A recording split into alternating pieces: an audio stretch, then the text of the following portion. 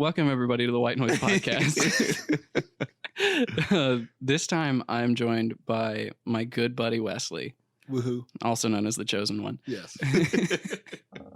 And Wesley's coworker Q. Thanks guys for coming out today. Absolutely. Thank you for having us. Second time. Glad to be back. Yeah, this is I was on episode 30. yeah, episode. I looked it up last night, actually. I don't remember what episode it was. Was it the title of that episode was Game Stonks? Game stocks. We were talking about GameStop and Yeah, because that was when the whole stock market thing with GameStop happened. Yeah. And that was when we were still doing remote recordings. Yep. So There's visuals for that one. yeah, so we were all at our desks with our All in different states too, I think, at the time. yeah, because you were in Mississippi at that time. Yeah. So you and Aaron were in the same state. Okay. But I was in Alabama, AJ was in Texas, and you and Aaron were in Mississippi. But you were in different cities in Mississippi. Yep. But yeah, we were doing all of that remotely. I got to turn off my caps lock so that stops blinking. That was annoying me. But yeah, thanks guys for coming out. This was kind of last minute. I think it was Saturday. You were like, I'm free this week. Do you want to do a recording? And Yeah. I was like, yeah. It was the first time that I talked to you in Like a month. like 2 yeah, months. something like that. And I was like, I got a buddy at work who likes doing podcasts. Can he come? And you were like, yeah. Yeah. Yep. Got it clear with the wife last night. Nice. Yeah, We love yeah, to see it. yeah. But yeah, I was like, I haven't talked to you in a while. You want to be on my podcast? No, how he approached me with it, he was like, my buddy has a podcast and he wants to talk about my breakup. And I was like, well, shit. And he was like, no, I mean, he Technically, asked it was me, my idea. it was my that was idea. your idea. Yeah, it was my I thought it idea, would and be I came to him. therapeutic. Yeah, he had to rephrase it, but it definitely sounded Yeah. like you just.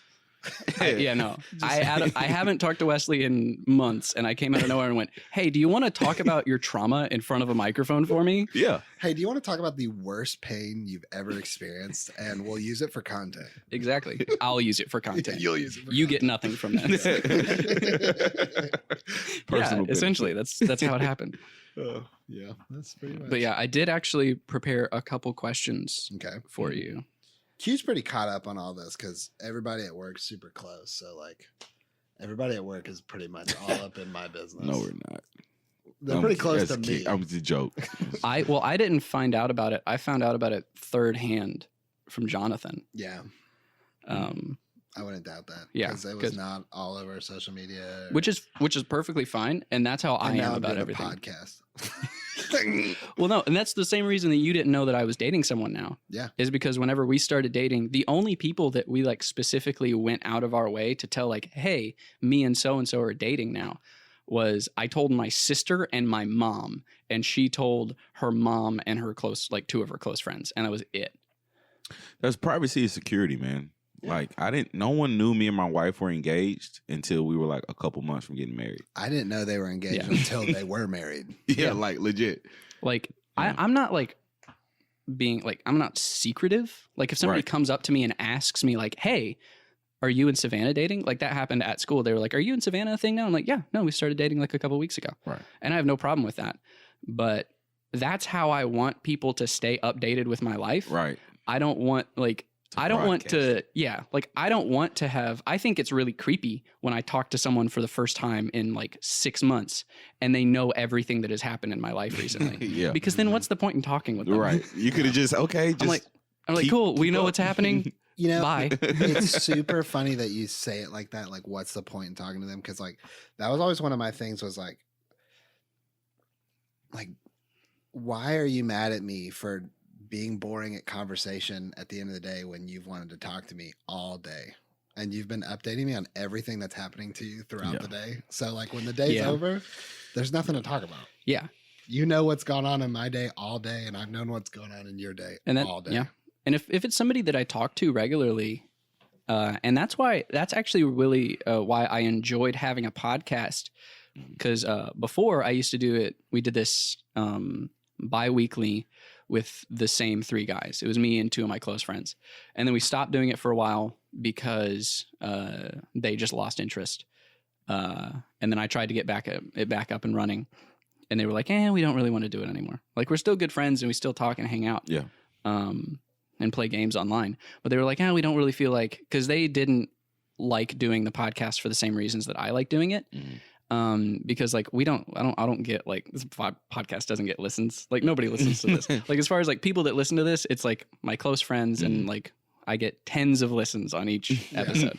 But that doesn't bother me. That's not the reason that I do it. This is the reason that I do it. Right. The actual process of setting everything up, recording, having like fun conversations with people, and then the whole editing process, like the creating and editing and uploading and all of that. It's a creative outlet for me, and that's the part that I enjoy.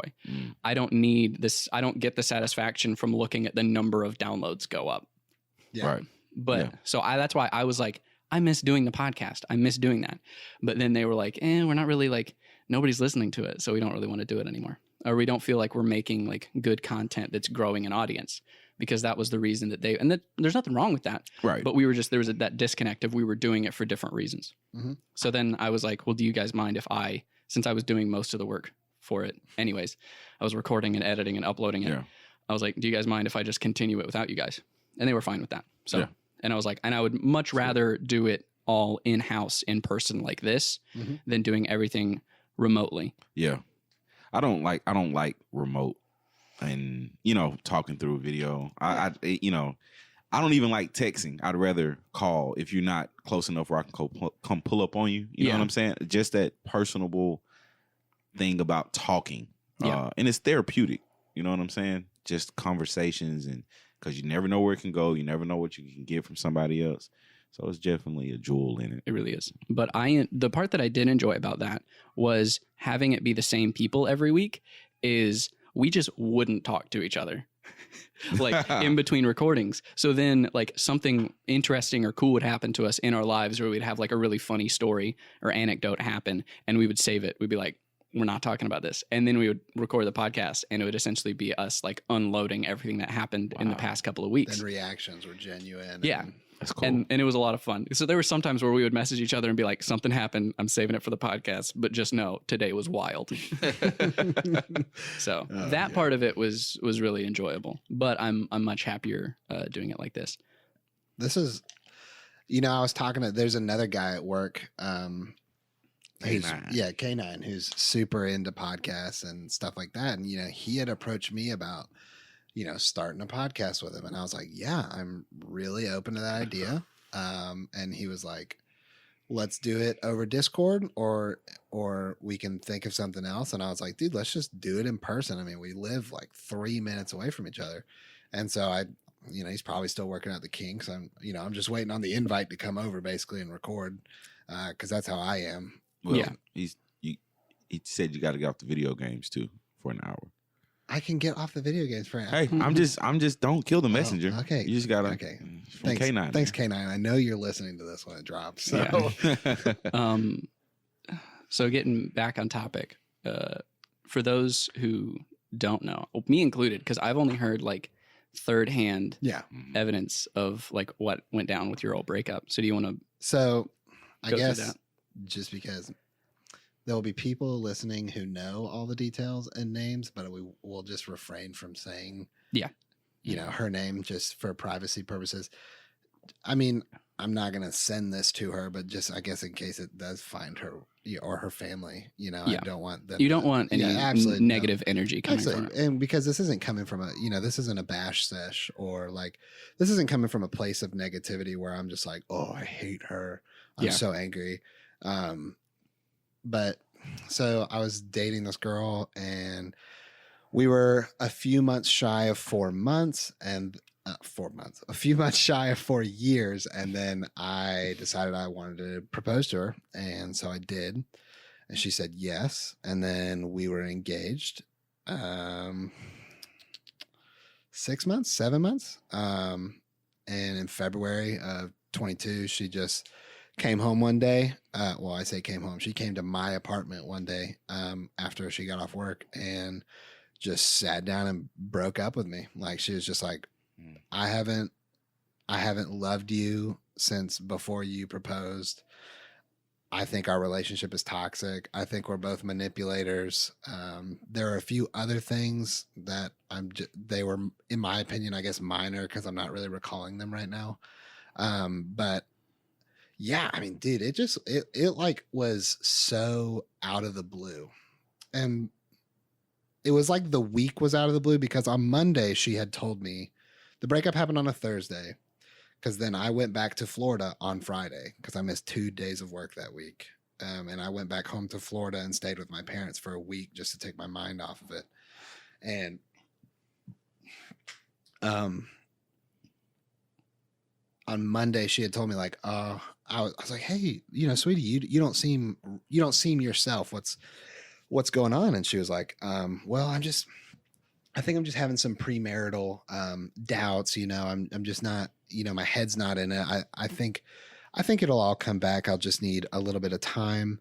I definitely want to try. I want to work on this. And then on Tuesday, everything was relatively fine. We were hanging out, stuff like that. I think I went and saw her at work. She seemed fine. She seemed like, everything was obviously nothing. Everything wasn't okay, but like she seemed like she was doing better. Maybe getting it off her chest had helped was my thought behind it, And then Wednesday we went to church group.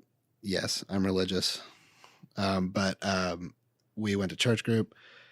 Came home, had dinner, and then on Thursday I stayed home from work. I was sick, and then, like I said, she just came home, broke up with me, and I'm lucky I had Seth. Not for any dark reasons, but Seth has gone through similar situation. Yeah, and so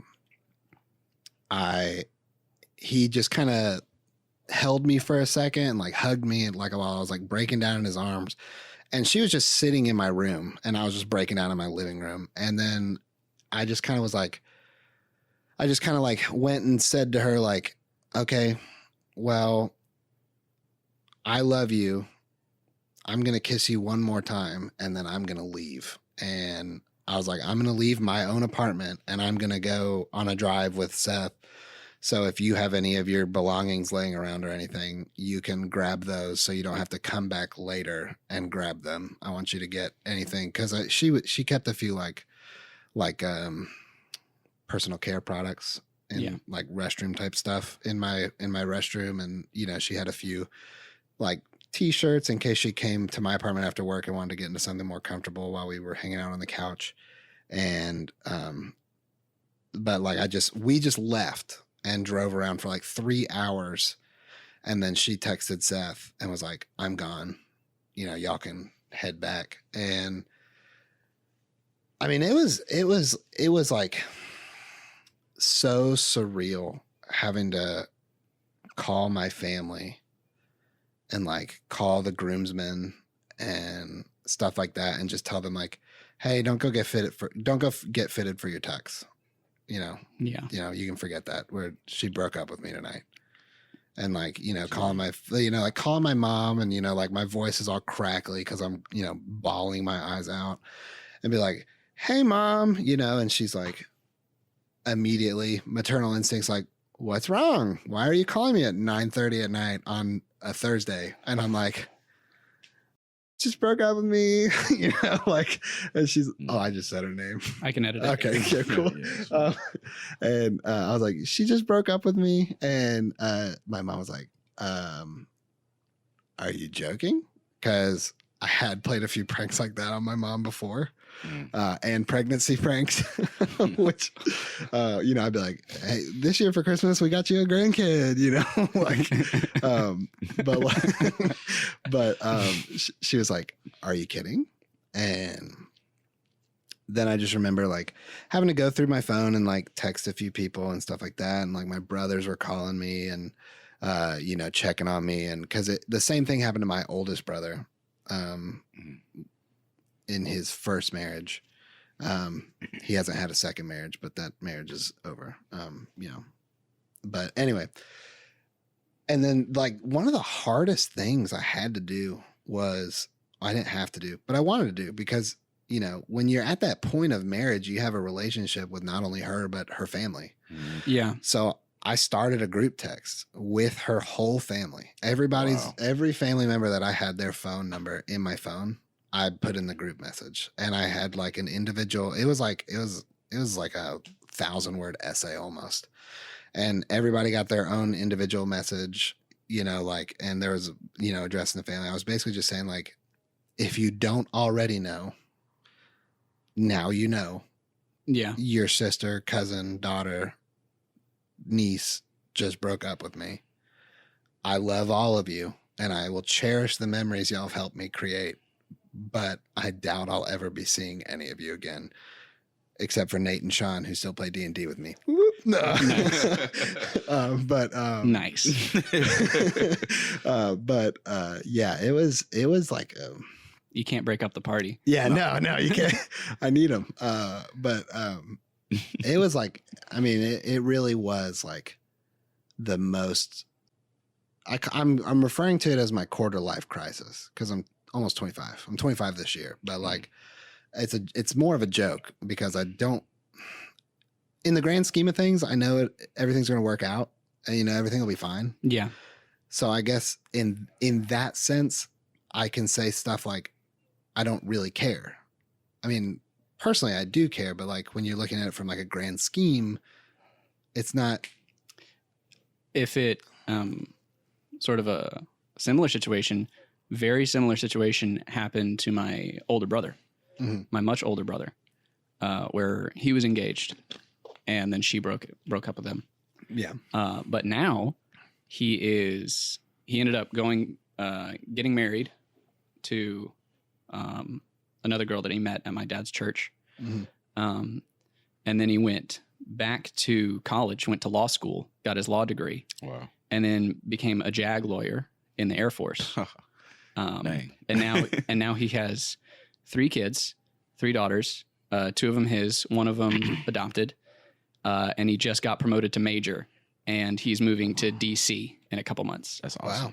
So Good on you, older brother. So yeah, he's doing great. My older brother's a sushi chef. I'm a sushi chef. Just kidding. He makes it. Look, without saying actual numbers, my brother makes bank as a sushi chef. It's ridiculous. He makes way more than me. Yeah, well, I mean, so there's so much, it's, without getting too far off topic, it's funny that you mentioned that because like, so I'm from the coast of Florida. Yeah. Right next to the Gulf. So like fresh fish is like a whole different deal down there. Oh yeah. So like the sushi game down there is like cutthroat. Like they poach you from sushi restaurants. Oh yeah, no. Work at their I'm aware. Yeah. I'm originally from South Louisiana. Yeah. So yeah, the seafood game goes hard. It is cutthroat on the coast. I used to hate, and I say that with intensity, because I used to be in the restaurant industry, and when you're serving a table and you serve seafood, and don't let them be from Louisiana. Oh gosh. This ain't, and you're just like, man, I know it ain't what your grandma made. This ain't me in the bayou. She don't work here. Yeah. Okay. We can't pour a ton of salt on it for you. Yeah. We ain't got Tony's just at the table for you. I'm sorry, but every time, bro, if they're from Louisiana, if don't call it no gumbo. Yeah. If you your roux ain't the right color. Right. I did see a TikTok not too far back that was a woman doing a bit of when you're from Louisiana and you go to a restaurant like in any other state, and she was like, "How are your biscuits made?" Oh, they're from a can. Yeah, that just makes you feel bad. Like, dang, I didn't know we had shitty food. I'm sorry. Yeah. Absolutely.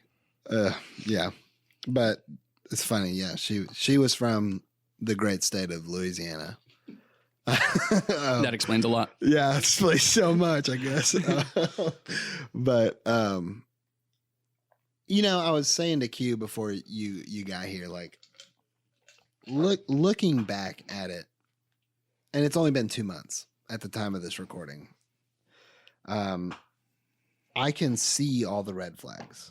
Okay, that was going to be one of my first question that I had written down this morning.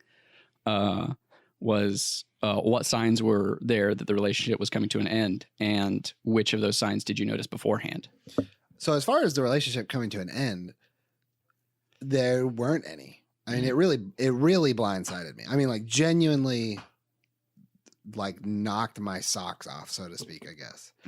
Yeah, because we were just talking about rings. Yeah, ring types. Absolutely. Yeah, and like it really, because like It was like the week before. Yeah, we were talking about like I was going around asking all the married men what type of ring they had on their finger because I was trying to pick my wedding band. Yeah. Ultimately, I decided on the one ring from Lord of the Rings.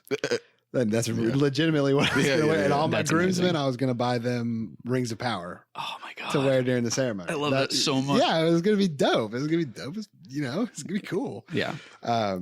Screw you for taking that away from me. No, yeah, I'm cute. kidding. I'm kidding. Massive Lord of the Rings fan, by the way. Me, yeah. You are? I'm Yeah. not. I can't say. Gandalf quote up on the wall. I read that earlier. The full box sets of all the Lord of the Rings movies. Already peaked, bro. Yeah. Man, we talk about it all the time. Yeah. Yeah. I'm probably Classic. one of the nerdiest guys in the office. Probably not the nerdiest, but I'm one of. Yeah. I'm probably I'm top 3 probably in the office. Yeah. But so as far as back to the red flags question, so there was no signs that the breakup was coming. It caught me off guard. What I was referring to was like looking back now without the fear of being like, oh, these red flags are serious. Maybe I should break up with her because she's already done that for me. Like I can really see and like observe outside looking in, hindsight's 2020, the red flags that were going on in the relationship on like certain things that not necessarily things that we didn't agree on, but like things that like, like I am not a person who yells or gets angry. I'm very mellow all the time. Yeah. I'm, the only things that make me scream are video games. And usually that's in a joking manner. Yeah. Unless I'm trying really hard and then I lose, I might scream for real. But like there was 2 times in our relationship, which I apologize for profusely. And I was forgiven for, as far as I know of. I mean, she said she did, but she also said she loved me. But I'm sorry, that was mean. But Oh my goodness. there were a few times where I raised my voice louder than I think I've ever raised my voice, where it was just a short fuse kind of thing. And she was poking at me for fun and didn't realize how close I was to like the edge. And then just kind of poked me over the edge. And like, I just blew up and like I see that as a red flag. I know everybody's human, but like, I see that as a red flag because like, I personally think that you should be able to find peace and what's the word? Like solidity, Solace, peace and solace in your relationship. Yeah. And if not in the other person specifically, just the relationship itself, I think. Don't get me wrong. I mean, I believe love is hard and very challenging and at times emotionally straining, but I don't think you should ever get to the point where you should, and I mean, we're just sitting in a living room talking, but I can't really express like how mad I was in these 2 instances, like how loud I got, like how like the look in her eyes and her body language when I yelled, like how much I scared her. Like I can't express that, through like conversation, Yeah. So, and like, it's one of those things where like, I'll always regret that. Like that was like, I try and be the patient person. I really am very good at turning the other cheek. Insults just roll off me. I don't care. But I guess it was one of those things where it's like, it's from someone you don't want that from, someone you expect to, and she was just joking. And usually that's how we joked with each other. Yeah. But I guess, that day I just needed her to pick up on, I don't want this right now. And she didn't. And that was my fault for not telling her, like, I don't need this right now. So. Yeah. But I mean, there really weren't any signs that the relationship was coming to an end. Like, I mean, there really weren't. I mean, it really blind. Like, I think the week before she was like saying stuff like, you're my best friend. I've never been more in love with you. And then a week later, I haven't loved you for months. Yeah. That's always tough. I've always tried, and because I've only been broken up with couple of times. Mm. The vast majority of relationships that I've been in have ended because I have been the one to call it quits. And for especially the long-term ones, because I've only had like 2 long-term relationships. Anytime I was having like that point of like, do I still want to be in that relationship? I didn't keep that to myself. Yeah. I like tried to communicate with them. I was like, this isn't your fault. Nothing's wrong. I'm just me, myself. I'm having doubts about the way that I feel about this relationship. And I want to make that clear to you so that you're not, blindsided by being like, I don't want to do this anymore. Bye. Yeah. I can't even lie, man. My younger days, I was that ghosting or non-communicating person. And simply because I wasn't invested in, I don't consider any relationship I have like as something serious up until this point. Yeah. Right. It was just like almost a matter of convenience or almost, just like out of just like a business transaction.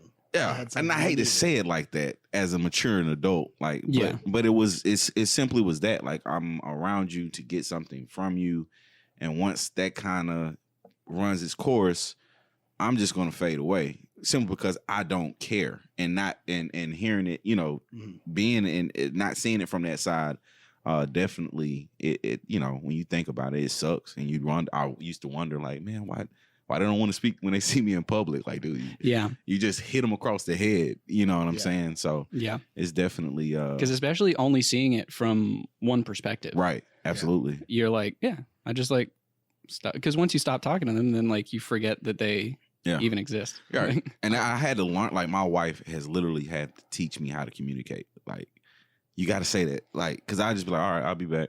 I'm like, where are you? You're connected to me, dude. Like, you got to say where you're going. That was, I will say that was one of them, because I had a long-term relationship that ended a couple years ago, but we dated for about 1.5 years. And it was the first like adult mature relationship that I was in, or the first that I consider. Before then I was like, yeah, I've been in relationships, but then compared to that one, those were child shit. But and that relationship ended. It didn't end poorly. It just sort of fizzled out, and it got to the point where I was like, I'm not really invested in this relationship anymore. But I'm very thankful for that relationship, because one of the big things that I learned in that relationship was how to communicate. Yeah. I mean, on the topic of communication, I don't think that was something we ever really struggled with. I mean, she always said like she wished we had more conversations. And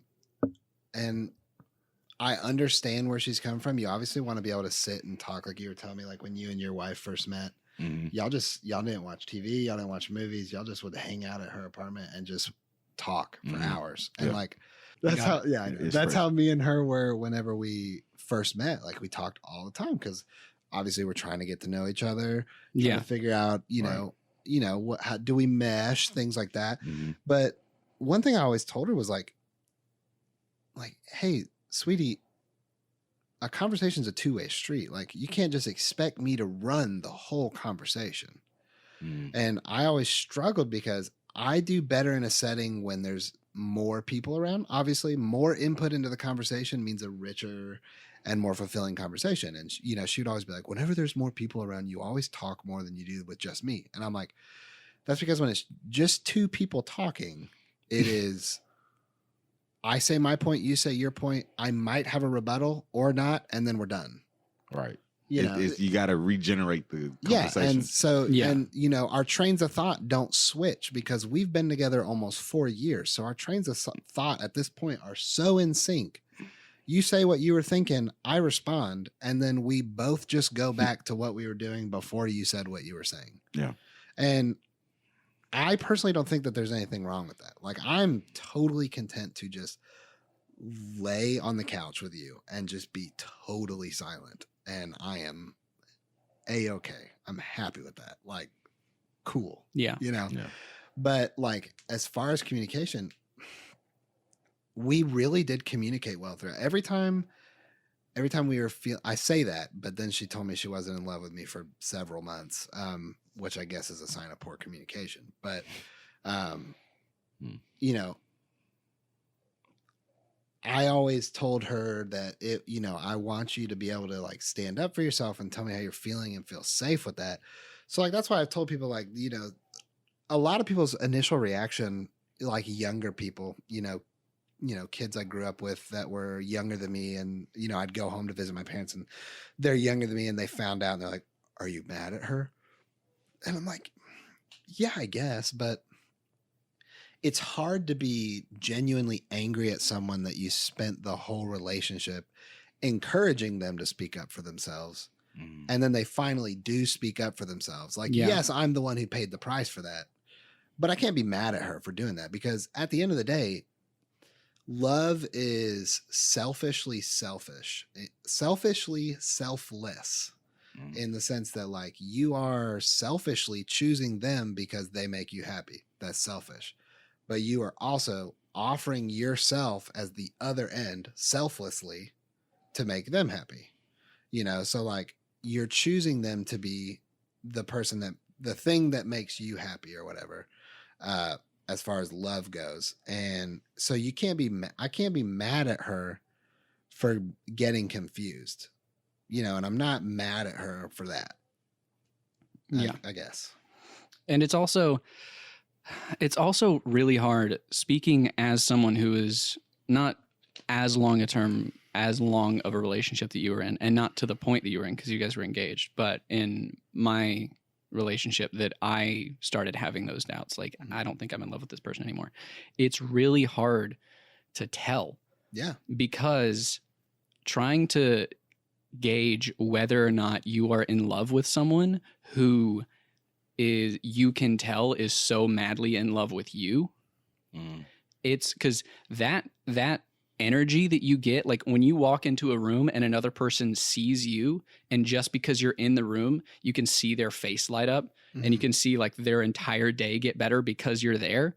That's like a neuron activation, it makes like you feel endorphin good. rush that is extremely hard to beat. So just seeing that reaction in another person, having to couple that with but do I feel the same way about them? It's like these fighting, these two sort of emotions that are fighting against each other. And it's very hard to tell, like, do I really want to, do I want to be in this relationship because I'm in love with them? Or do I want to be in this relationship because of the reaction that they get from me and the satisfaction that I get from their reaction? Is it the relationship that makes me happy, or is it them? Like, are you in love with the idea of being in a secure relationship, which is where I think she was at. I think that's why she convinced herself for so long that she was in a good spot, was because she was like, I'm in a secure relationship. Yeah. We've got plans. He's got a relatively okay head on his shoulders. Yeah. It's also just like hard to, give up on something that you spent that long building. You invested in it, and it's kind of how people do careers, getting a job and it's secure, got a good job, it's a good growth path. It's like, I can do, but it's eating away at you inside because you have this passion over here that you don't want to go for, and not trying to, but people get into those comfortable situations sometimes. Yeah. And as we grow, I do, one thing I was taught was, your brain, we all know that your brain isn't fully developed until like 25 or so, right? Yeah. And I was always taught like that's when you should really start seriously considering a relationship because you're now you're getting in tune with who you are and what you identify as. Yes. Right. More so than you ever have before. You're standing on your terms. And so in a good sense, it kind of, hate to say it, but it like saved you from committing, because it even though you were looking at it with a pure love, right? If she would have went in just with that comfort zone mentality, it would have been very disruptive. Lord forbid y'all have a family together and the kids grow up and it's all cookie cutter. And once the kids are out of the house, once the kids out of the house, what's holding you together. And okay, hey, I haven't loved you since, and that's when it's really like, what the, what is that? So I definitely, not to discredit your hurt or anything, but it's, just like I told you earlier, you have your season of dealing with the pain and just trying to think and process it, but you definitely have to find that positive in it. And there's an economic term. I'm pretty sure it's called sunken cost fallacy, where if you have something that you have invested a lot of money in, right, you want to keep that around because you want to keep that investment, but sometimes you need to get rid of it if it's going to cost you more money down the line. Right. So I think if you have like a junker car that you've spent $20,000 to try and fix it up, but it's still not working, and it's going to cost another $100,000 over the course of you owning that car. Yeah. Like, kick it to the curb. You need to get rid of it, but there's that part of you that's like, I've already put so much money into this. Yeah. I got to keep it around. It's my baby. Yeah. Yeah. But you just, sometimes you got to cut your losses No. before it just takes more from you. Yeah, I totally agree. It's a weird place that I'm in. I'm thankful. I made this comment to my manager at work, or I guess one of my managers at work, and I was like,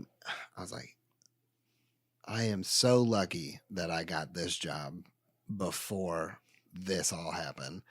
Because if I was still at my last job, I would have killed myself, because I would not have had anybody at work who like actively tried to do a podcast with me on a Tuesday or, invite me over for beers on a random Thursday or, things like that. Like, I've developed relationships at this new job. And like, if I was at my last job, I probably would have actually killed myself, because like I would have just literally been waking up, driving 45 minutes to Laurel to go to work, and then driving 45 minutes back after 12 hours of hell, and then just gone to bed.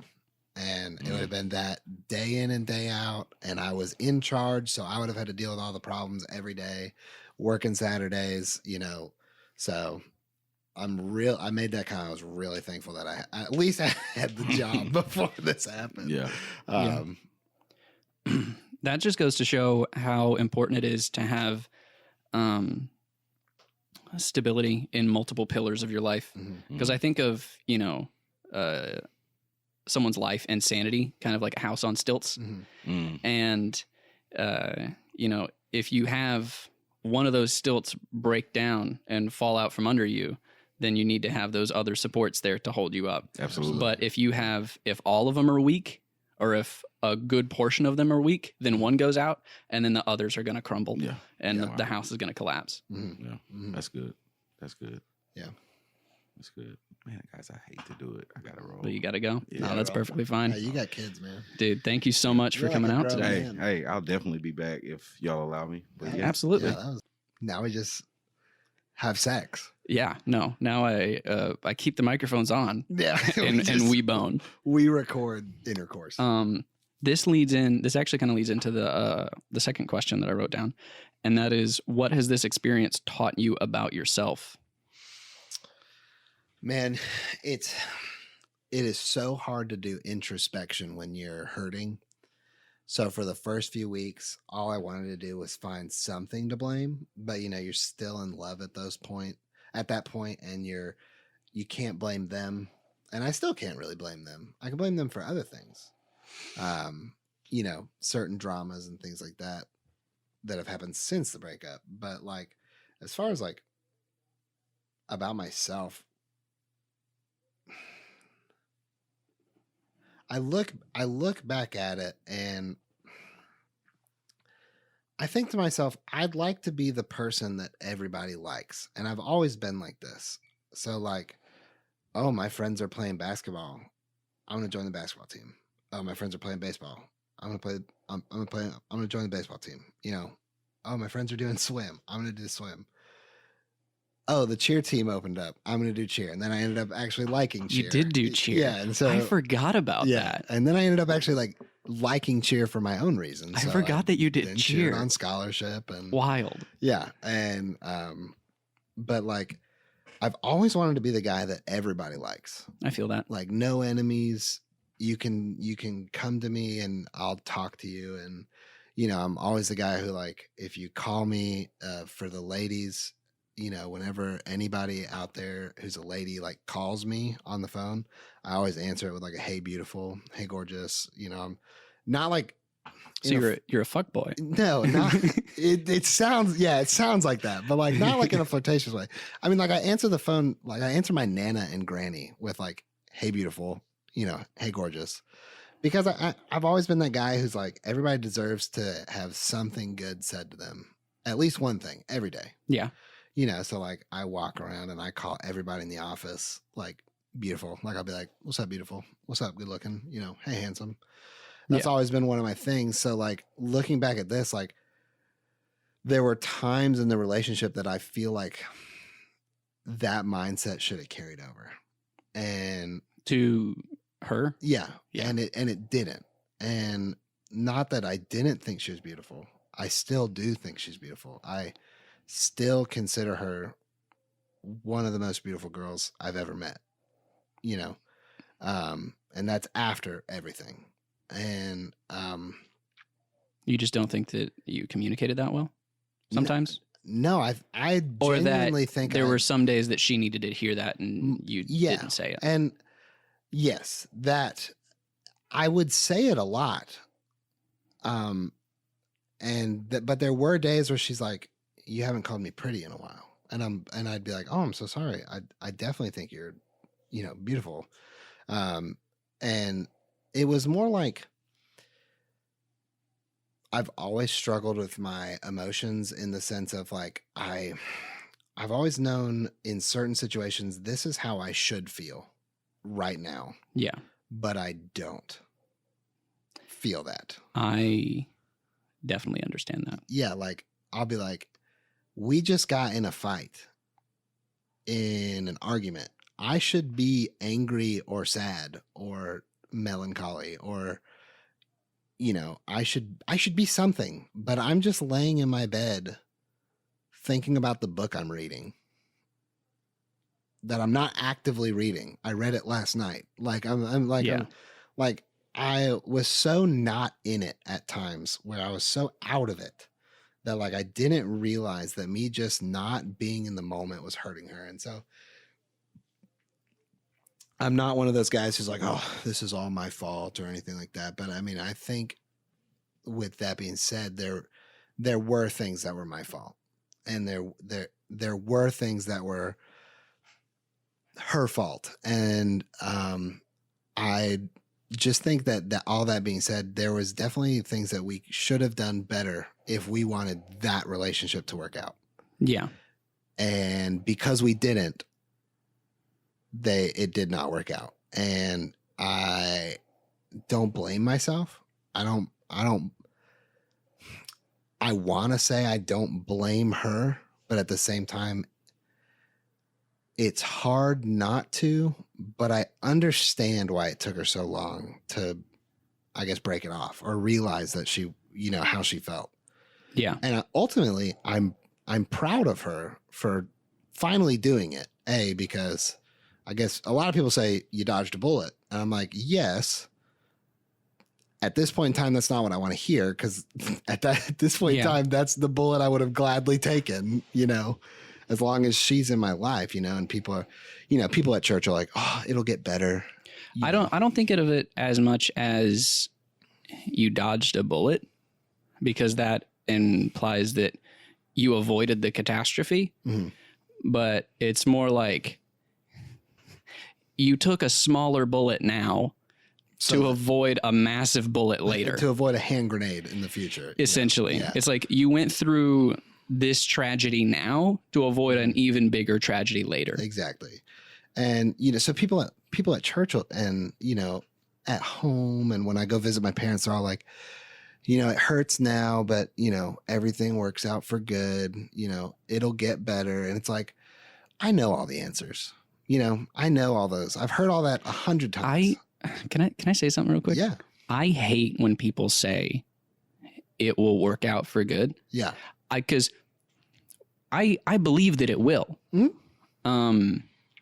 But saying it like that, and I know this is like, I don't know, for some people with religious backgrounds, mm-hmm. Or something, or, you know, religious beliefs, I don't like the sort of like fatalistic approach of like, it's out of my hands. I can't do anything.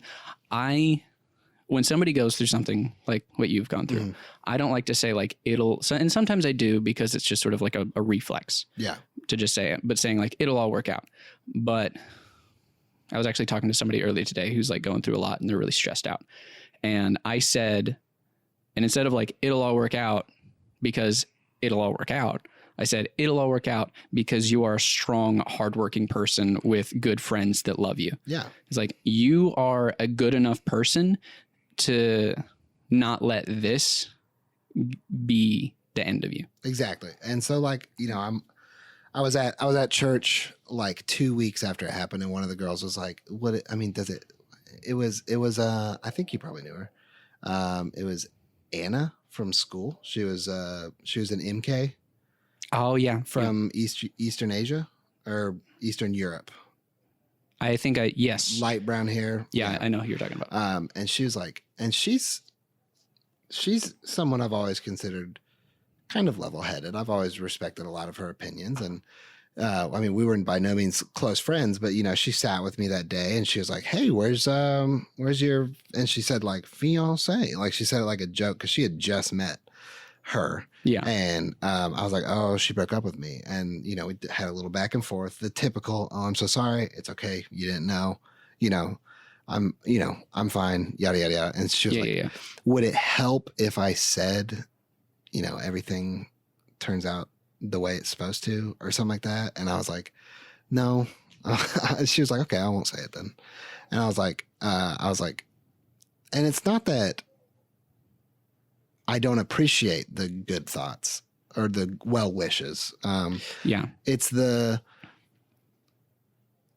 when you say that so close to something like this happening, it makes me think that everything before the breakup was bad, or it makes me think that you think that now that we've broken up, everything before the breakup is bad. Yeah. And it's not, and my dad said this to me. He's like, you didn't waste 4 years. You had a good time. Yeah. You had a great time. You were in love. And he's like, and I'm sorry that she wasn't, but there's still good memories for you. Mm-hmm. All y'all's trips, y'all's dates. He's like, it's not memories you want to dwell on. So what's funny about this is I treat that sort of, because I have that same exact mindset. Mm-hmm. I treat that the same as in some contexts, separating art from the artist. Mm-hmm. As where, so like in this context, the artist is your ex. Yeah. And the art was your relationship. Exactly. And just because now you find out that the artist's intentions weren't what you thought they were, does not cheapen your experience of the art itself. Exactly. Just because Vincent van Gogh cut off his ear for a woman doesn't make Starry Night no longer my favorite painting. Yeah. But like, people were, everyone's like, oh, it'll get better. You'll find someone so much better. I'm like, I don't want to hear that. I don't care about that. What I want at this point in time, not now, at the time of record, this was like 2-3 weeks right after the breakup. I don't want it to get better. I want it to go back to how it was, because I was happy. Yeah. I was in love. I was head over heels. I was not good at showing it sometimes, but I was more in love with this girl than I've ever been with anything in my life. I was ready to marry her. That's why I bought her a ring. So when you say something like, it'll get better, I don't want to hear that, because I don't want that. I don't want better. I want what I had, because I was happy. And that's the selfish part of love, because I loved her, I would say all that in my head, but at the same time be like, but that's not what she wanted. And at the end of the day, if she's happy, I'm happy, because if she's not completely happy in the relationship, even if I don't know it, am I truly completely happy? Yeah. So it happens for a reason. All things work out for good. All the cliches, they're good stuff to say to a 13-year-old. Yeah. A 24-year-old whose fiance just left him. Maybe we'll save that. We'll put those on the table. Yeah. And I know it's not the same thing at all, but I just equating, and you can't equate one tragic experience to another. Even if they're the same exact thing, because we all process things differently. Mm-hmm. But I had the same exact feelings when going through like a close family member's death, because my brother passed away when I was in high school. And same thing. Everybody has all these cliches. They're like, oh, I'm sorry to hear that. It'll all work out. It'll get better. I'm like, I don't want it to get better. I want my brother back. Yeah. But what it boils down to is,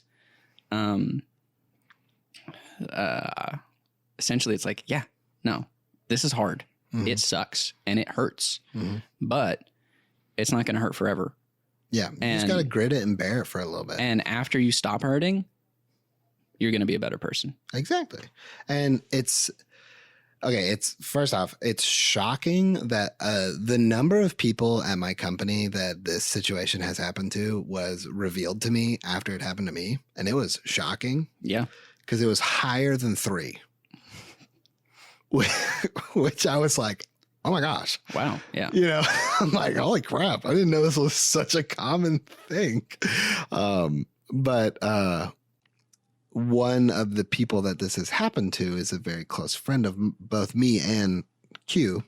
And she has been like a rock through this, because it has been really trying at times. And there's been times where I've been up at like 1 o'clock in the morning, and I know that I can just shoot her a text and be like, hey, I'm not doing good tonight. Yeah. I can't close my eyes. I can't turn off the sad songs. I can't sleep. I can't get out of bed. I can't this, I can't that. And then, she always just is like, it sucks. She just hits you with the facts. Like, it sucks, but you have to get over it. You can't dwell on it. You will get better. And you just have to trust the process. She's like, some days you'll feel like you're completely over it. And then the next day you'll be like crying in your bedroom, wanting to text her, which I do every single day. I'm at that point now where, and I'll get into the reasons why some of the stuff I'm about to say without too many details, but because I don't want it to turn to a bash sesh, but like, there's a few things, but I want to text her every day. Like, it was her birthday 2 days ago, and I wanted to tell her happy birthday. Yeah. And then Kaguya-sama, Love is War, mine and her favorite anime that we watched together. Yeah. Season 3 just dropped on Crunchyroll. Yep. And I can't even bring myself to watch it. Like, I hate that. I don't blame you. Because I want to watch it because it's so good. Like, that show is so good. But that was a memory I had with her. Yeah. That was the first anime she had ever watched that I had talked her into watching. And I didn't even talk her into watching it because I watched it for the first time with her. Her friends convinced her that there are good rom-coms while I was trying to convince her to just watch anime in general. I would have watched any anime with her. But her friends convinced her, this is a good anime. We think you'll like it. And they gave her specific titles like that she could watch. And we watched them, and that was our favorite. Yeah. And when I got the notification on my phone, and I was like, oh my gosh. And I had like a mini breakdown. Like, few tears were shed, didn't bawl over it, but I was like, dang. Like, I thought I was climbing out of the hole. And Dude, yeah. Sometimes it's just little things that'll just hit you like that. Yeah. And I'm like, this is so stupid. But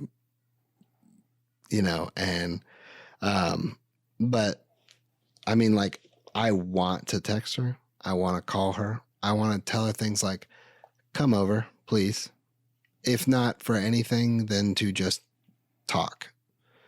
Because you were my best friend.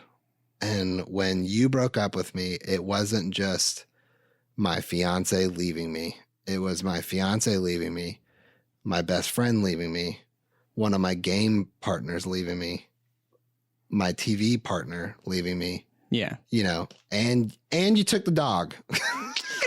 And you took the dog. That sucks. I mean, when we broke up, she did say like, maybe when we're on a little bit better terms, you can come see her. And I was like, no. No, that's just going to make it so much worse. That's going to be so much worse down the line. No. Yeah, no. You got to like, just not. But so we had met on Tinder. That was how we met. I mean, like, we both went to the same school. So like we knew who each other were. Yeah. And being the avid volleyball fan that I am, you know, I was at every home game. I remember those days. Exactly. And I mean, I think everybody who went to Cary knew who I was just because of the volleyball games.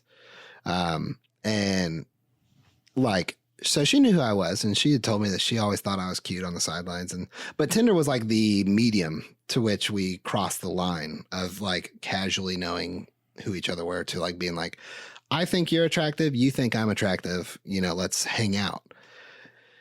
And like 2 weeks after the breakup, I downloaded Tinder again, not to try and meet somebody new. I wasn't ready to move on at all. But what I was trying to do was match with people, talk to them for a little bit to get the emotional conversation type stuff I was needing, and then just trauma dump on them and just be like, yeah, 2 weeks ago, my fiance broke up with me. I am just an emotional wreck right now. And then just unmatch them and just leave it at that. That sounds like an awful idea. Yeah, it never worked. It didn't work out at all. That sounds like, I mean, I don't blame you, but it sounds like an awful idea. Yeah, one of my friends was like, dude, just invite them out to coffee and, you know, pay for their coffee. And then while you're there, just only talk about her the entire time and just get it all off your chest. And then they'll know you don't have to worry about them wanting to hang out again, because they won't. They won't. Yeah. And I was like, oh, I don't know if I want to do that. But. Yeah. Here's your plan. Give all of these women awful experiences. Yeah. So, and we're gonna get a little deep here, and but she matched with me on Tinder after the breakup. Oh. Because obviously I'm going to swipe right. I'm still in love with her. But I got the notification, so-and-so likes you on Tinder. I had Tinder Gold, so I could see people who liked me. And so I opened it up. I saw that it was her. And so I swiped right to match with it. You know, because I was like, okay. Initially, my thought was, okay, maybe this is some kind of gesture. Maybe she's trying to reach out in kind of a symbolic gesture because this is how we met. I didn't message her or anything like that. I was like, if she's trying to reach out, she's going to reach out. I'll just leave it at the match. Left it there all day. Got home, got another notification. Someone had liked me, so I opened up Tinder to see who it was. And then out of curiosity, I went over to my matches page and she had unmatched me. Then right away, my thought was like, oh, I guess it was an accident. No, she would have noticed. She would have unmatched way earlier in the day or messaged me immediately and said, I'm so sorry. This was an accident. You know, so like after about 10, 15 seconds of that, I just lost it, like emotionally. And, you know, I texted one of my friends. I was like, because I'd already been, there were like 2 people at the office that like they're close friends, and they had been filled in on all the tea the whole day, like about the Tinder thing. Yeah. And so they would text me throughout the day, like, hey, has she messaged you? You know, like, is she reaching out? And like they were doing it more from a protective stance, because they were like, if she asks to hang out, you say no. Yeah. Like, you know, and so I texted one of them. I was like, she just unmatched me.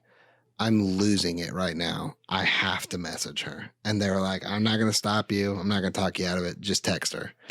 I texted her. She ended up apologizing profusely, like 8 or 9 times, and just saying like, it was really messed up.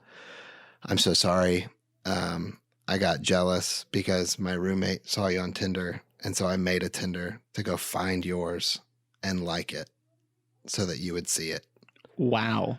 And I believe the apologies. I fucking hate Tinder. Yeah. I as somebody who was single for 2 years. I think my account's out there, but it's deleted off my phone. As somebody who was single for 2 years and on Tinder off and on for those 2 years, I fucking hate Tinder.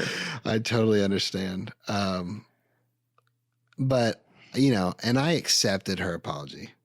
I don't think I've forgiven her for that because,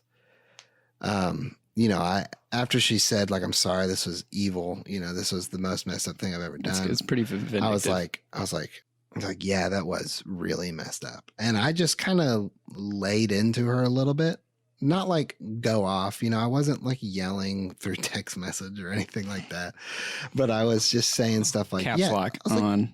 I was like, yeah, this is really messed up. I was like, not only this though, the whole breakup, everything about our situation is messed up. I was like, how do you not know for the entire time we're engaged and a little before that from what you said that you don't love me? Why would you accept the proposal? I was like, don't get me wrong. Your feelings are valid. I'm not trying to gaslight you back into my arms. Your feelings are valid and all this and all that. But like, how do you not know? And I'm just thinking from my perspective and looking back, I understand, like how we talked about earlier, sometimes you're just so comfortable that you don't realize how you actually feel. Yeah. And when I look at the reasons that she gave us, I agree with all of them to a point, but I did not think that they were, at the time, I did not think that they were good enough reasons. I thought that they were workable. We can work on this. We can fix this. Yeah. Now talking about it out loud, which is one of the reasons I brought up this idea as a podcast, you get other people's perspectives and you look at it and you're like, dang, like, this was definitely a good thing. Yeah. Like, and dude, I will say there's something about, and this is what it's, people shit on it, but this is why talking to yourself can be so helpful. Mm-hmm. And I talk to myself all the time. Yeah. Is getting an idea out into the real world in the form of words can give you perspective on that idea or that thought in a way that would have happened inside of your own head. Mm-hmm. Which is why anytime I'm like planning things or in something, your own head, you talk yourself out of it. Yeah. Or talk yourself into something that like is a dumb idea. Yeah. But but something about saying it and having to go through the process of turning those thoughts into physical movements in your mouth and hearing them as words in the real world, not even like to someone else, but just speaking them out loud. It can make you think about it in a more whole and critical way and go, oh wait, no, that doesn't sound right. That's dumb. I do that in a very like mundane sense. I do that with like audio stuff. Like when I'm thinking about like how I'm routing like audio and how I'm going to like set up stuff on my PC, I'm like, okay, I can send this, I can use this cable to get this audio channel to here. And I'm like, why am I, I can just use this audio cable for that. Why am I not using that? And I'll like go in the process of like pulling it out. I'm like, yeah, because I can run this to here to here. And then I'm like, I grab the cable. I'm like, oh wait, no, this won't work because of that. And like, but I have to speak it to actually like fully think about it. It's like making a to-do list or like a pros and cons list. Yeah. Or, it's that same mindset just with yourself and vocalizing your thoughts. Yeah. I mean, you can do the same thing with like writing things down. This is why a journal is so helpful, is it's very useful to organize your thoughts. Yeah. And, it's kind of going back to like the whole, like, yeah, I want to, like every day I have the urge to text her. Yeah. I do really mean that. And like, if she, and so, I mean, it got like, and she got him rambling. She had texted me about canceling the tux for our wedding. And she was like, hey, I'm still getting emails about this. I just wanted to make sure you got it canceled. And at that point, this was after the Tinder thing.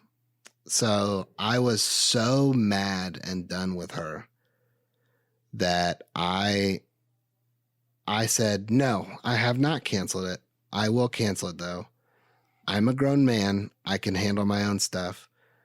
However, I need you to stop talking to me. Sorry. No, you're good. I'm texting my girlfriend because she was asking if she could come over and use my stove. Nice. And I sent her a video of me explaining, like, I sent her a video of me on the way back, and I was like, I'm on the way back from dropping off Jonathan. Jacking off Jonathan. From jerking off Jonathan to completion on my face. Oh God, mom and dad. I'm kidding. And then like, I'm on the way back to my apartment. I'm going to record a podcast after that. You can come over and use my stuff. But she never, she was like, I missed I couldn't hear that because I was on FaceTime. But so I'm just now responding to it. And I was sending her a text that said like, you can come over. I'm doing a podcast with my buddy Wesley, but I accidentally, instead of hitting D, I hit S twice. So I said, I'm doing a podcast with my bussy. Yes. Use me and abuse me. Use me and abuse me, please. So it made me laugh, and I felt like I should share. No, that was great. But I had basically just told her, I need you to stop talking to me. Don't reach out. I was like, if you're going to break up with me, I need it to be clean. And like, I did mean it, but part of me wants her to reach out. But there's always going to be that part. Yeah. But it's like, it's weird. Cause like part of me is like, you need to text her, or I hope she texts me, or I hope she calls me one day, or, you know, I hope she reaches out. But then the vast majority, the other 99% of me is like, no, she performed one of the most evil acts that any person has ever done to you. Dude, ever. I'm not a neurologist or a psychologist, but how I've processed it is, or how I think that it works. It's the same thing as trying to get over an addiction, because, you know, the endorphins that are released and like the pleasure that you feel from, you know, being in a relationship like that, you get addicted to it and you crave it. And so when you go cold turkey like that, you're like not receiving any of that. I'm in withdrawal. You're not receiving any of that attention that you used to get. And so your brain is like having those cravings of like, I want to talk to them. I want to get that attention again. And part of me knows that, you know, I know that. So like, that's why I can fight the urge off to text her. But there's been so many times where I've just been like, you know, like, especially with Love is War season 3 coming out, I've been like, hey, you want to come over and watch episode 1 with me? Like, and like, I want to so bad, but I don't. And I won't. Maybe. No, I won't. But it's just one of those things that's like, I'm a fixer. So like when bad things happen, I like to fix them right away. I like to talk them through immediately. We get in a fight. We're going to finish the fight right now and then not go to bed angry. You're not going to leave my apartment to go back to your apartment to go to bed angry at me. Before you leave, we're going to talk about this and work it all out. And so like the thing about like a breakup is we don't get to talk it out. We don't get to sit and have a long discussion. One thing that I got to do with my last breakup over long-term relationship is have that conversation of like working things out a year later. Yeah. Which was actually really helpful because we agreed whenever we broke up, we're like, we still want to be friends. Like we're not going to talk to each other every day. We may not even talk to each other regularly at all, but we want to be able to hang out with all of our friends because we went to the same school and we had the same exact friend group. It's like, we want to be able to hang out with all of our friends and be okay and have like conversation together and it not be super painful, and we don't have to like make our friends choose which one of us they're going to hang out with, or like, oh, we invited her so we can't invite him because it's going to be awkward. We didn't want to put that burden on our friends. Absolutely. So even from the beginning, so then we would still hang out. We broke up right before spring break of COVID. Yeah. So we broke up and then spring break happened and then COVID happened and then it was the summer. So we didn't see each other for like 6 months. And then we come back to school in the fall and then we saw each other and we started hanging out. And from my perspective, I was like, this is surprisingly not as awkward as I thought it was going to be. And so then we hung out for a little while, but it wasn't until about a year ago or a little little under a year ago, Mm-hmm. which was a year post breakup, that I actually got to like have a one-on-one deep conversation with them and found out a lot of the things, like, because for me, us hanging out about 6 months after the breakup wasn't awkward for me, Yeah. but it was extremely awkward. Well, you for them. had that time to like you said, like a drug, get it out of your system. Yeah. I had essentially gone cold turkey for 6 months and like not talked to them or pretty much any of our friends for that long period of time, Mm-hmm. and did a lot of introspection. But then we got back to it and I was like, oh yeah, no, this is surprisingly like, I'm okay with hanging out with them like in a group setting. Like this is fine. Mm-hmm. Turns out they did not feel the same way. Yeah, they were awkward. They were like, this is awkward. I don't want to be here. I don't want to be around them. Yeah. I didn't know that at all because they weren't projecting that and they didn't communicate that. Mhm. But then we got to have that conversation of like, here's like, you know, the thoughts that I had right after the breakup. Like, here's all of the things that I went through. Like, here's the things that you said like during the breakup that bothered me and made me have doubts about certain things. And so we got to have that sort of like, hey, we're over each other. Like, there's no chance. Like, I was single at the time, but then they were in another relationship with with a good friend of mine.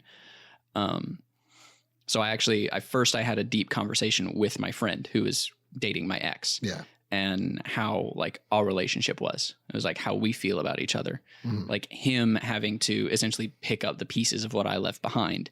And then me looking at him in sort of a jealous aspect of like, oh, well, now you're dating my ex. Like, Yeah. that's against the bro code. Yeah. But we got to we both respect each other and love each other as friends. So we got to work through that. And then he was like, you should talk with her because there's a lot of things that she had to work through that you probably don't know about. Mm-hmm. And so then we essentially got to have like a retrospective of like, all right, so we broke up and then COVID happened. So we've had an extremely shit year. Mhm. How shit was your year? What Yeah. kind of things did you go through? What kind of things did I go through? And we got to process that. So that was, I feel like nobody gets to experience. I think that was a very unique experience that I Yeah. got to have. But I think it was really good that I actually got to have that experience. So, I mean, two things. I mean, one, I think it definitely is unique because nowadays the modern dating era is so fixated on the actual being in the relationship part that they don't think about fixing themselves after a breakup because it's never your fault. So, like, I think it is unique that y'all got to, you know, talk to each other and stuff like that because y'all came at it like adults who acknowledged that you once loved each other and before that were friends and after that agreed to be friends. And so y'all are coming at this from the perspective of, I'm going to tell you what I felt and you're going to tell me what you felt. And then hopefully we'll both grow as people. Essentially, yeah. I got to come back and essentially say like, there is still a part of me that loves you. Mhm. Not in a romantic sense anymore, but as a friend, and I want to see you grow. And it's like, I want you to know that our relationship that we had, even though it ended, was a period of growth for me. And I'm glad that it happened. And I wish that I could say that about her. Oh, 8 months after the breakup, like 6 to 8 months after that breakup, I wouldn't have said that. It took me a long time to get to that point. Yeah. And I mean, she, you know, so she told me, she was like, you know, after the Tinder debacle, you know, she was like, I still really love you as a person. And I really wanted you to be my person. And I tried to make it work and I tried and I tried and I tried and I just couldn't. And I didn't want to hear that. I don't care. I still don't think that makes sense, you know, personally, but that's a whole nother podcast in and of itself. But, you know, she said, I still love you, but just not in the way that you love me. And I want so badly to feel that way, but ever since the Tinder thing, it's hard to feel anything other than resentment. Yeah. Because it was an act of such pure evil. I mean, she did it with the sole intent of hurting my feelings. Yeah. This was the woman I was going to marry. the woman I planned on having children with, the woman I planned on having grandchildren with, growing old with, getting matching tattoos when we're like 60 as a joke to mess with our kids. And she just absolutely wrecked me to the point of almost suicide. So like, I want that. I would love to sit down with her in a year, like looking at it now, like 2 months after the breakup. Like, yeah, give me another 10 months. Let's go to dinner. I'll pay if you want me to, and let's talk it through. Yeah. But like, I don't think I just don't know if I'll. It's weird because, like I said, I want to text her, I want to hang out with her, but also I want her as far away from me as possible. Yeah. No. Like, and the only reason that I was able to do that with my ex was because both of us during the breakup were very like, even in that time of like lots of hurt feelings, heightened emotions. Yeah. Because all too well what it's like right after you get out of a relationship, all of your emotions are running high. Even during that period, it is so easy to do something out of desperation or anger. But we maintained our composure and we were mature through that. Yeah. And I know it was just her losing her control. Yeah. And I understand that, which is why I have been able to move on and why ultimately I've moved past it. And I've accepted her apology, but she lost her control at that time where you also had those heightened emotions.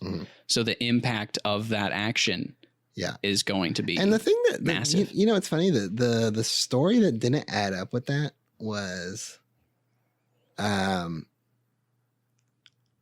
earlier in the week, I had also seen her on Bumble, another online dating app. And then recently, like not too long ago, I saw her on Hinge, which it's just funny, I guess, that like, this is a little bit of jealousy speaking, I guess, but like, she's like, I will be single for a while. I will not be on dating apps. And like, it's, I'm on dating apps too. Don't get me wrong. She's fully within her rights to be on dating apps. I'm not trying to.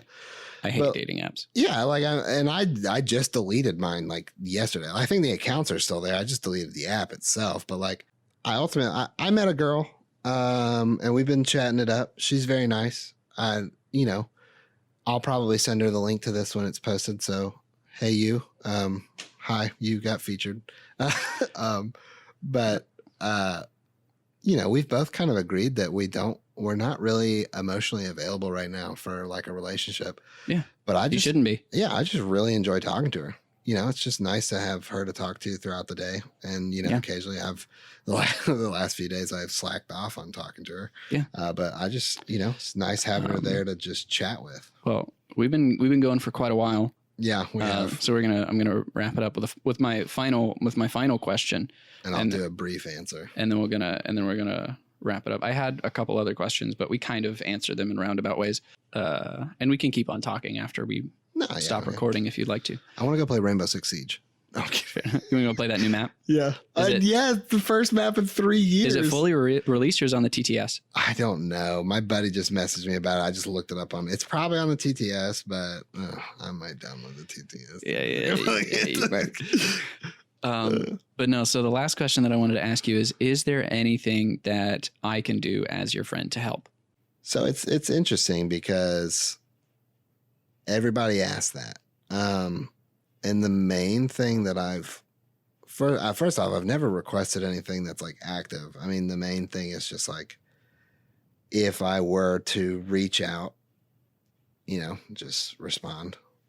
It's simple. I mean, I'm a man of few words. I'm so emotionally drained at this point. Like, you're a man of few words. My brother in Christ, you just talked for an hour and a half. I meant to say I'm a man of few emotions. Like, I'm so emotionally drained at this point. Like, I'm so dry. Like even one of the guys that like we tease back and forth, me and him, I can tell he's even started to notice like he's not the same. Like, you know, obviously he knows about everything going on, but like over like the past month, like it's really started to like, not like negatively decline, but like my emotions have just declined to a point where like, I'm like, I don't want to, you know, I don't want to even try, you know, to try and hide that I'm hurting. I don't want to, you know, everybody knows I'm hurting. I make a ton of really not safe for work jokes at work, like about like at work. Yeah, about like, you know, killing myself, or like we don't really have like a really strict HR, so like we all make comments back and forth to each other like, oh my God, you look so sexy today. I'm like, stop, you know, stop. Yeah, I'm the same way at work. Me and a coworker have a running bet as to how long it's going to take us to have a sexual assault seminar. It's funny, or a sexual harassment seminar. After the breakup, after all my suicide jokes, they then announced that they were going to be doing like office training on etiquette.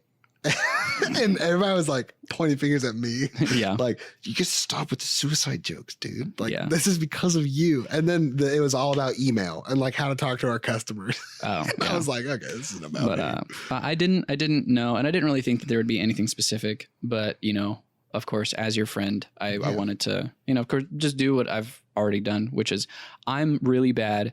This is just like ADHD brain. Mm-hmm. I have like people object permanence issues where if I don't see or talk to people, I forget that they exist. Yeah. And that's not because I don't care about them. I do it the same. I just genuinely forget about that person. Yeah, because I mean, we're both gamers. We're both computer guys. We both stream on Twitch. Yeah. We both like hanging out with each other. So that's why literally I didn't talk to you until you posted a picture or a video of yourself on your story. And I went, holy shit, Wesley is a person. And it's funny because every time I post something on my Snapchat story, you slide up on it every single time. I've noticed that. Like no matter what it is, like it could be like a picture of me peeing, or like, you know, the selfie in the mirror, which is rare, or like the one that you did, which was me hanging on the side of a car going down the road. Yeah, you know, living free. And this is like, hey, kitty. Yeah, you're like, hey, kitty. And I was like, yeah. And like 3 months before that, I posted something on my Snapchat story for the first time,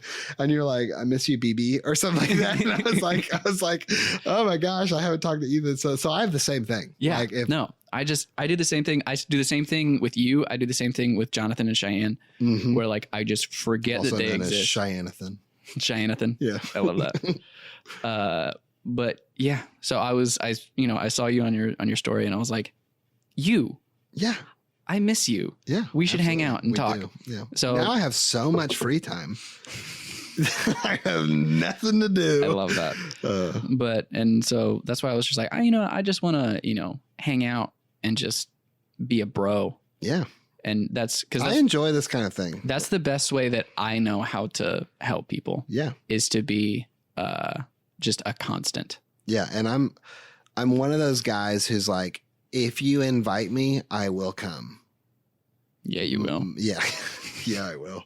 You're going to make sure. But like I told this to the guy at work who's like, hey, we should do a podcast together, K9. And I was like, yeah, just invite me, you know, set up a date and time. So like, if you ever wanted to do this again, Ethan, like just, hey, I'm thinking I want to record on Thursday. You want to come over and let's shoot the shit about something, just something random. I'll be like, yeah. I've been trying to pretty much like every week I will talk to like another random friend, because I know so many people in this city. Yeah. So I'll just talk to another person and be like, hey, do you want to record a podcast? Yeah. I'd love to do something not so depressing with the three of us again, because that'd be great. Talking to Q is really fun. And like I said, voice of wisdom kind of guy. Yeah. And Jonathan would totally be willing to do a podcast. Oh, dude. Yeah. He didn't want to do this one because I told him what it would be about. Yeah. And he was like, miss me. Yeah. Yeah, I totally understand that. Yeah. He wasn't really close to the relationship. Yeah. You know, I asked Seth if he wanted to join, and he was like, no, because I just feel like I would say something that I would, I'm not quoting his exact words to protect what he actually said, but summing it up, he sort of said like, He wouldn't be able to I don't wanna control say- his biases. yeah, I don't want to. I don't want to say something that would come across as really biased. You know. Yeah. I want to say something I can't take back. Because he was so close to this. I mean, I met him like the day after I met, and he was just my friend like immediately, and then met him at the same time that me and her started dating, and then he's just always been there. I think that's where we're gonna end it. Yeah. That's all for you folks. That's all, folks. Kind of a heavier one this time around. It's good to do some mature content sometimes. Eh. It was good for me, at least. I Yeah. got to get a lot. Well, I don't have a consistent enough audience to offend with a change in tone. We're gonna get there. So it's not like I have thousands of subs that are like, this isn't the real white noise yet. If this is the one episode that like pops off and like we have a lot of engagement and they're like, I want more of this content, they're going to be severely disappointed. Ethan's gonna hire women to just keep breaking my heart. No, I'm just going to, all of my friends, I'm just going to text my friends that I know are just sad. Come over, we're podcasting. I'm just going to send out like a mass text. Give me your grubby content. Gonna send out a mass text. Be like, anybody have a broken heart? And willing to talk about it for free. Free for you. I will get engagement and get money out of this. But anyways, that has been the White Noise Podcast. Thanks, Wesley, for coming out and trauma dumping all over my podcast. Absolutely. Thanks for having me, White Noise. Good night, guys.